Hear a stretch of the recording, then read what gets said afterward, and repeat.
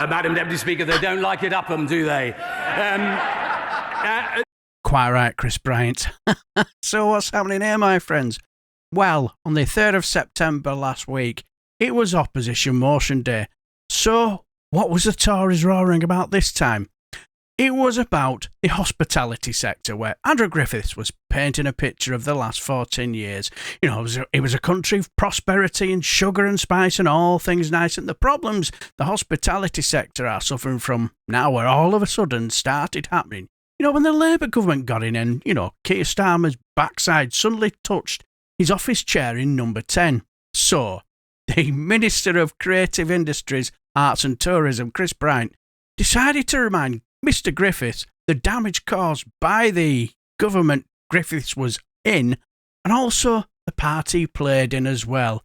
And watch the pearl clutching. Thank you very much, Madam Deputy Speaker. And if I might just start with an apology, which is to say, as I told my shadow opponent last night, I won't be able to be here for the end of the debate. I do apologise, but it's... Yes, well, I'm glad that people like me being here. That's very kind. I'm not going to be kind for the rest of my speech, so he can get used to that. I mean, what an absolute joy, Madam Deputy Speaker, to see the Shadow Business Secretary up close, isn't it? I mean, he must think that amnesia has hit the whole of the country.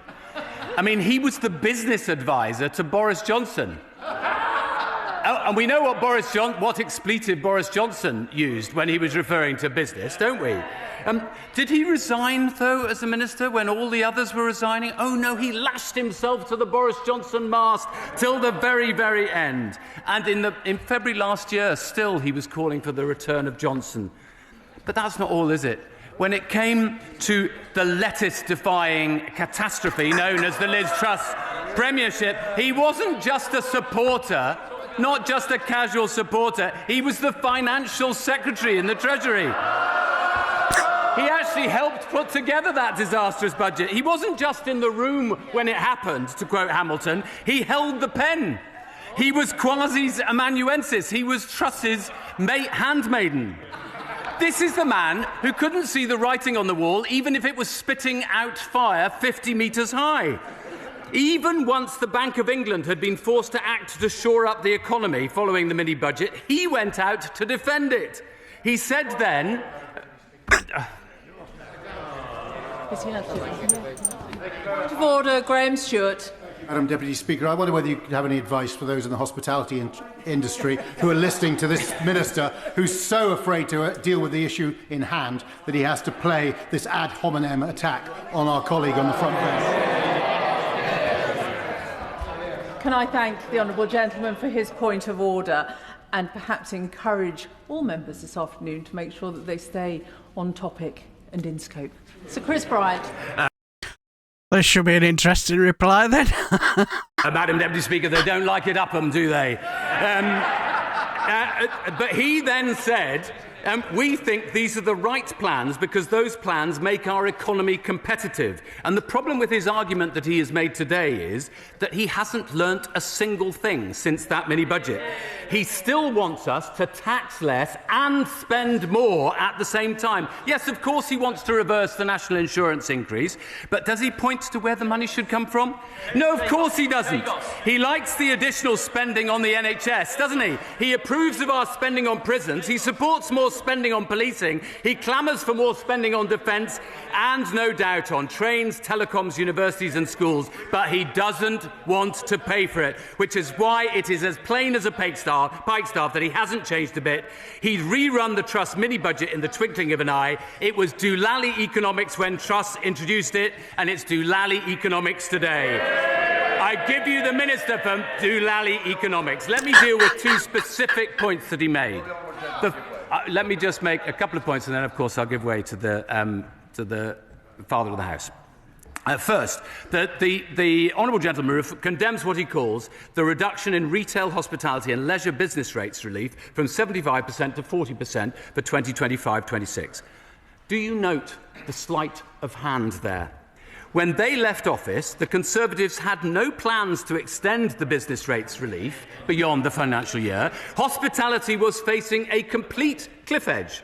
going from 75% relief to 0% relief. So I am proud that our Chancellor introduced the 40% relief. I'm also proud that the government is creating a fairer business rate system that protects the high street, supports investment and is fit for the 21st century. They had 14 years to do that. Did they bring in any amendments that would have improved the situation for hospitality? Not nary a one. We recognise the vital role hospitality businesses play in driving economic growth and strengthening community cohesion across the country, which is why from 2026-27 this government intends to introduce permanently lower tax rates for retail, hospitality and leisure properties with rateable value less than £500,000. That's a permanent tax cut to ensure hospitality benefits from much-needed certainty and support. I ought to give way to the honourable gentleman over there first. I saved you listening to the Tory gammon. You didn't have anything really interesting to say anyway, really. But yeah, I watched Moonhead Griffiths paint this picture of a country gone to the dogs since Labour won the election last year and had nothing to do with the mess the Tory had left the country in. Now, don't get me wrong, Labour have made some right rickets since getting into power, but the Tories cannot, with a clear conscience, say their poor judgment for the last 14 years has had nothing to do with the mess that we're in.